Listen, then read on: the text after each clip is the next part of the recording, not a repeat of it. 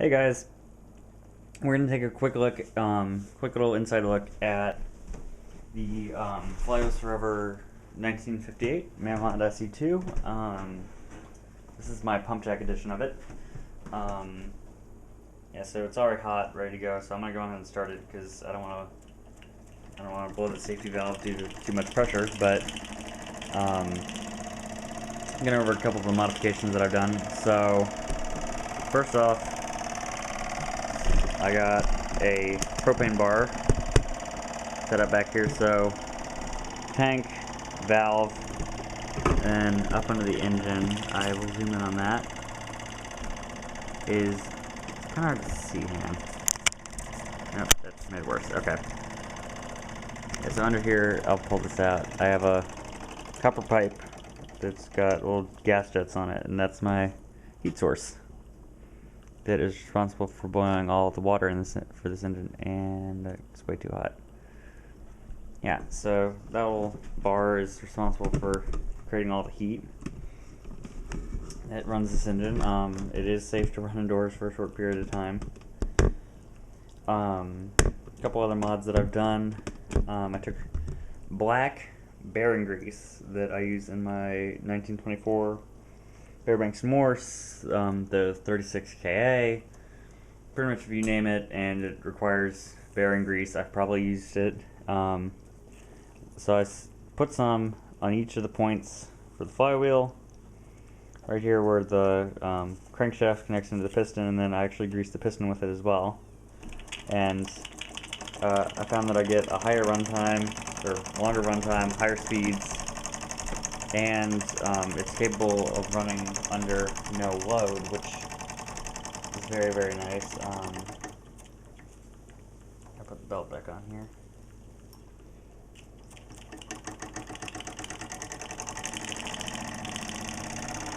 So this is our jack engine. It's a simple setup, but got a little antique ERTL jack, and then got the old as a 2 sitting over there. So yeah, with the grease mod, definitely it needs it to keep running that jack, otherwise you have to have insanely high pressure to keep the wheel going. And that also stems back to the gas bar too. The more pressure you got on it, yeah, the better it runs. So the gas bar is a little temperamental sometimes, especially when it's cold. Just brought this in from the garage because I was afraid it was going to freeze. It's like 27 outside in April. But anyway, yeah, so just a couple of mods that we've done. Got rubber O-rings on all the valves too, which was another thing that needed to happen because you get a better seal, you get more pressure, and you get a more efficient engine. I think it's actually most efficient. This is the most efficient engine that I've seen. Well, one of the most. The fact that I am running propane, which definitely helps fuel-wise, because one bottle of propane will last me through at least one show, if not more, and that's even including a couple of hours of just home run time like this. So this is the second or third boiler of water that I put through today. Third, I think. I don't know. I lost track. Yeah, it's third because I filled it up twice today so far. So yeah. But this is one of my favorite engines, one of my favorite projects that I've done. And I can't wait for you guys to see the new Jensen. I think it's the model 25 that I'm looking at. It's one of the few electrically heated Model Steam engines that I've seen. I don't know, I kind of fell in love with these little guys a couple years ago, and now that this one's the main showpiece, I kind of want to have another one that's electrically heated that will be like a centerpiece in the house, because this one lives out in the garage because it is one of the show engines. It's dirty, it's messy, it runs on propane, and according to my mom, it's just kind of ugly, which I guess I can see that. It is kind of an ugly engine. But you know what? It's a sweet engine. I love it. This one has a great personality to it.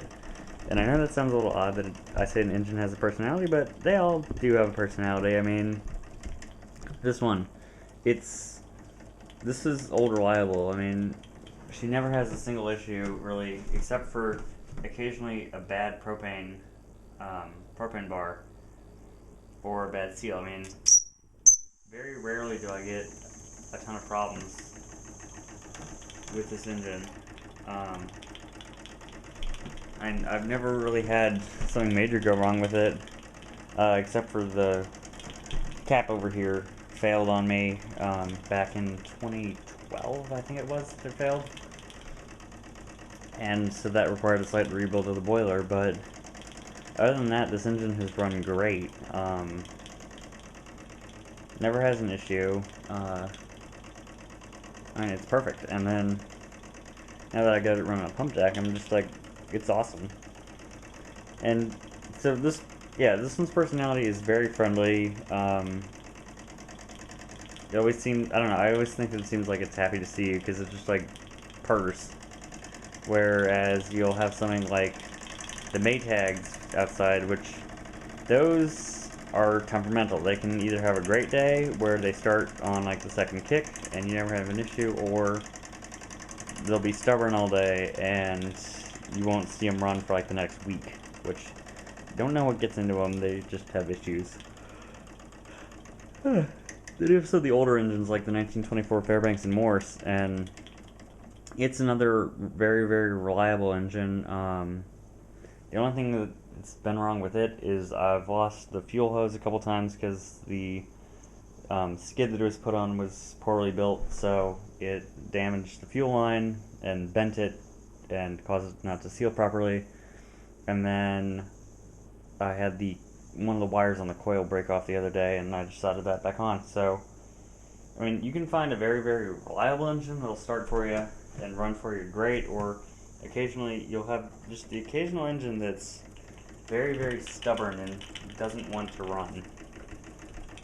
But for the most part, they're all great engines. If you find one that's stubborn, my advice, try and rehab it. If you can, make it run, because I don't know, that's what Flywheels4ever stands for. I mean, we're here to preserve, protect, and repair engines both new and old, but especially the unique antique ones. Like my Fairbanks and Morse dishpan is by far one of my favorite engines that I've ever owned, and it's so unique. The Clinton A341 still needs work, but also another one of my favorites. I mean, my top engines are, my top engines that are out there, they number very, very many, and they're all different.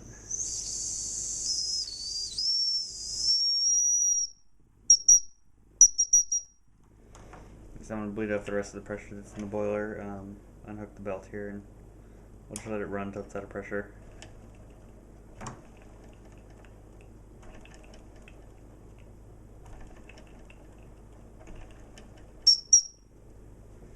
Okay, I turned up the gas bar, so I think the boiler's empty. So I'm going to open the cap, we're going to bleed the pressure, and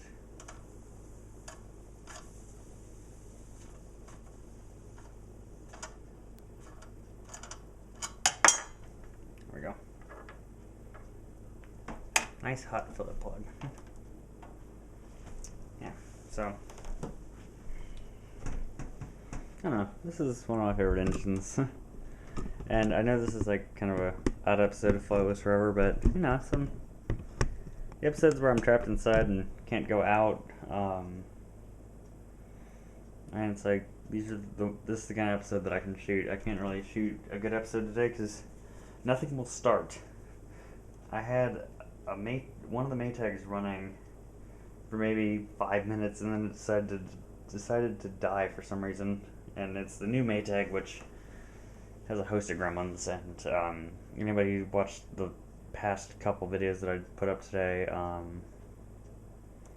I think it's like episode, I don't even know what episode we're on now. I've done so many of these. I think we're on episode, on Flywheels4ever, I think we're on episode like 7 of season 2 now. But yeah, episodes like 4, 5, and 6, I did a little sneak peek of the project. I think there's a sneak peek, a review of the collection that I did at special request of Brett and Grant, who are a couple of my engine buddies. They also have Maytag, and they're working on getting some big hit miss engine. I've never seen it, so I don't know what it is, but they say they have some big like 4 or 6 horse hit miss engine that they're gonna work on too. So hopefully I'll get them on the show at some point, and we'll get to talk about their Maytag, their restoration. Yeah. But back in like 4, 5, and 6, I went over a little bit of some of the new stuff that we're doing. Didn't cover this engine because it was too cold to run it at that time. That was earlier, and it was like 15 outside, so I didn't want to bring this one out and start it in the garage. And also it was just gonna take forever. But yeah. Now I'm actually gonna take you guys outside. This is gonna be one of those longer episodes. We're gonna take a little tour outside and take a look at our bigger engines real quick. Light. The other light. Okay. Yeah, so we're out here.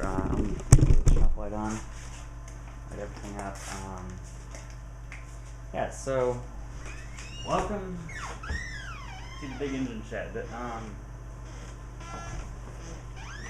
This is where I keep all the big engines. They're all spread out right now because I had them out. I was shooting another episode out here earlier today when it was still somewhat light out, and then I was doing a little bit of repair work on a couple of them later this evening. So I'm just going to kind of walk around and kind of show you guys a little bit of the engine, a couple of the engines that I have out here. So this is the newest edition, 1927, 1928, from what I can tell of the serial number and the washer model. If somebody can please tell me what model of washer this is, though. I have a guess. I'm thinking it's a G or a 92. I'm not sure. Somebody please tell me if you're a Maytag person and you watch this episode. Just kind of give me a guess on what model you think it might be. In the comments, that would be greatly appreciated. And then the old 1924 Fairbanks and Morse. Everybody knows this engine. It's probably the second most featured engine on the channel because it's great, and and I drag it outside a lot. So it's either actually featured or you'll see it in the background. I mean, and I talk about it a lot, according to my mom and a couple of my friends. So yeah. We have the 1928 Maytag, another one of my favorite engines that we own. Actually, I'm going to show you guys something kind of cool about this. I have no idea if it's going to show up on camera, but we're going to give it a try. Let's get over here and turn the light. And you guys are probably wondering, why am I taking the giant floodlight? I'm plugging it in an extension cord and then bringing it really close to this engine. Well, I shut the lights off. I'm hoping you guys will get to see exactly why I'm doing this. So, okay, let's see if this works.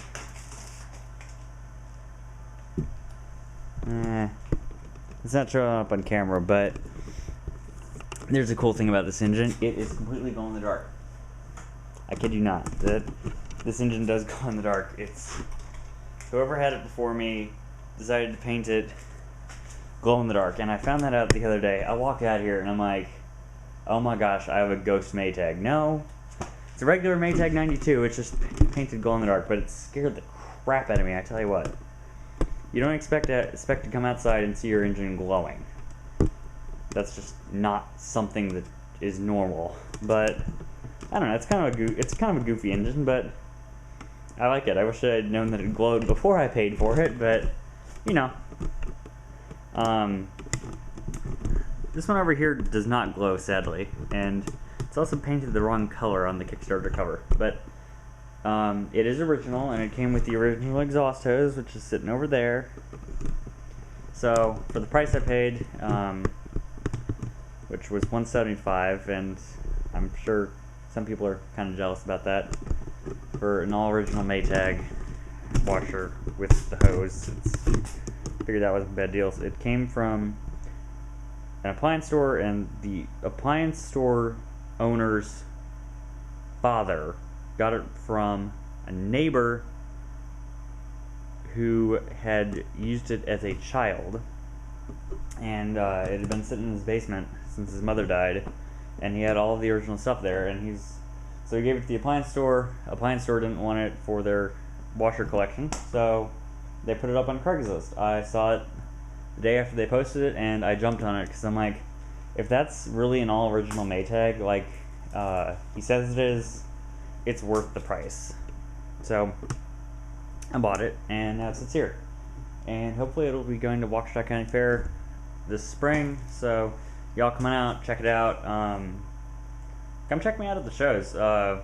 Bridgefield Historical Threshery in September, Rock River Threshery also in September, and then the Sussex show, which I'm not sure when that one's going on, and then you guys will see me around in parades. North Prairie Harvest Fest, which is a local small town event, but I love it, and I take the 8N out. The David Bradley comes out, so yeah, and then usually I tow at least one of these with me, so you guys will get to see some cool stuff to come out to that.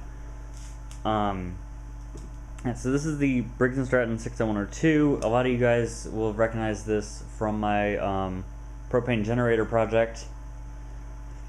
Sad to say, the alternator died, and my propane system no longer fits because it was damaged during the winter when we stored it. So this is back to being a gas engine for the time being. I think I might shorten the skid or put the engine dead center because it's awkward to carry right now.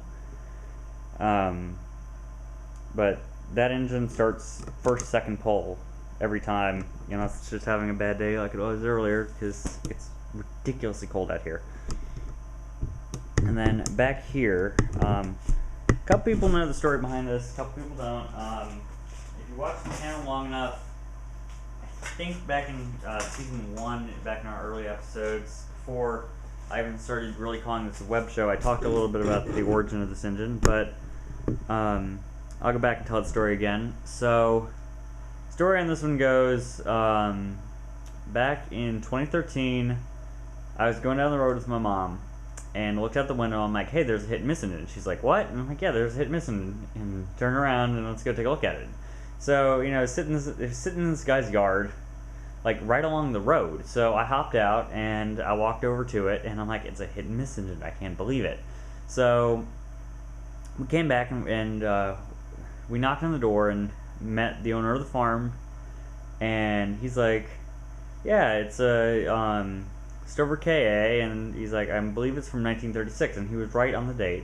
And this one actually came out of a cement mixer, which, a little odd, but I mean, that was their power source back then. But anyway, he's like, well, if you can get it off the property, it's yours. You go fix it up, do what you need for parts, and then call me when you got it running, and I'll come out and see it, and then we can settle on a price. Well, 4 months later, after I think I put in about over 100 hours of work into getting this thing back up and running, because I cleaned it, redid the bearings, head, gaskets, everything, because it needed everything. It was in horrible shape. It was full of sand. It was partially stuck. I mean, it was a mess. But 4 months later, he comes into the driveway and it's sitting out there, and I cranked it, started right up, and he's like, sounds just like it did when I was a kid. And and I'm like, okay, so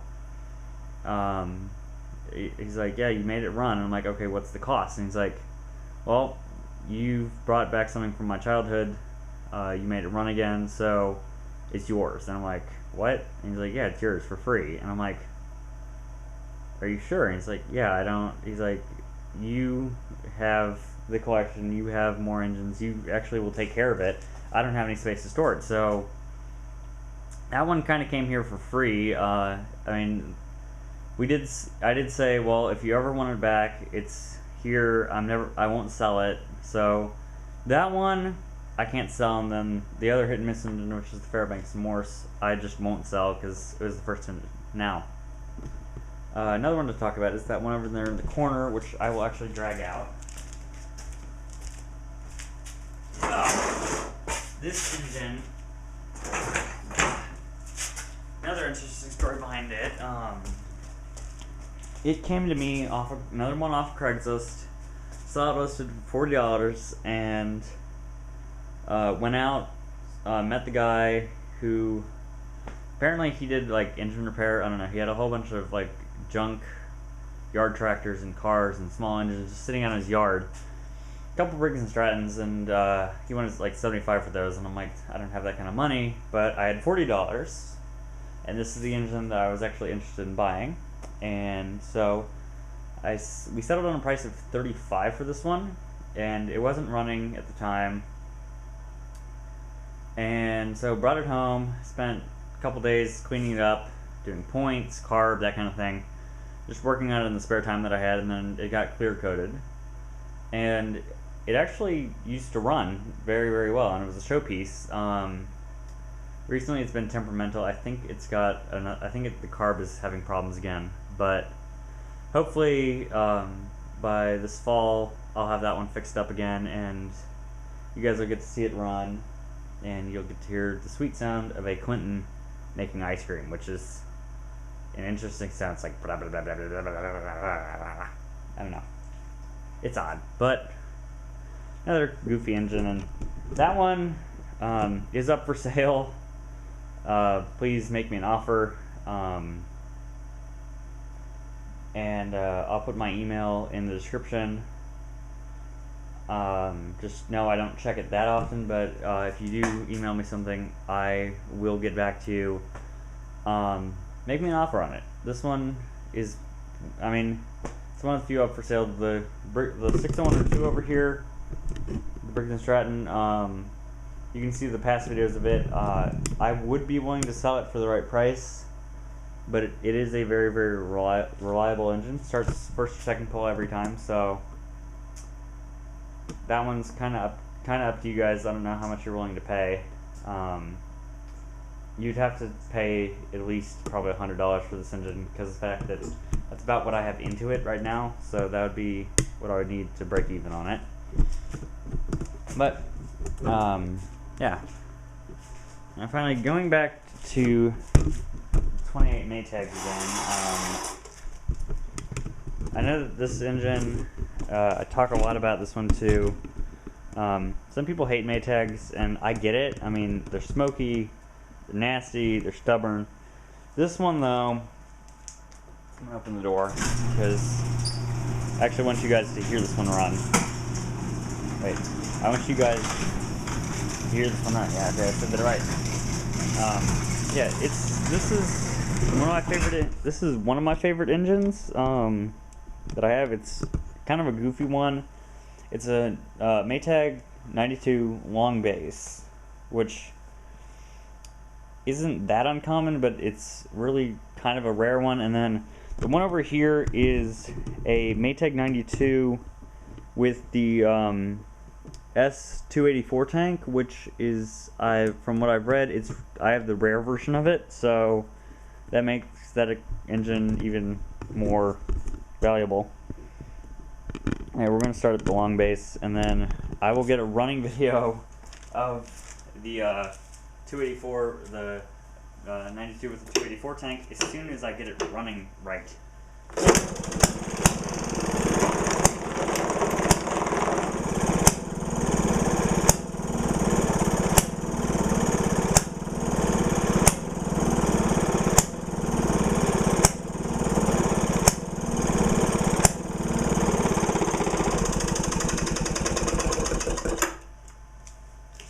So, like I said, this is a ridiculously reliable engine. 1 kick, 2 kicks, and away it goes. Now, I will try to start this one. I tried to start this one in the last episode. And you guys saw that that failed epically. I think I flooded it out, so we're going to try it again. If I can get a pop out of it, that's better than I've gotten out of it all day. So, I mean, yeah. You guys tell me if I'm wrong, but I feel like there's something slightly messed up with this engine, because I don't want to turn over real easy. Hey, look at that. Got a pop out of it. If it runs, you're going to hear me like freak out. Because I wanted to hear it run.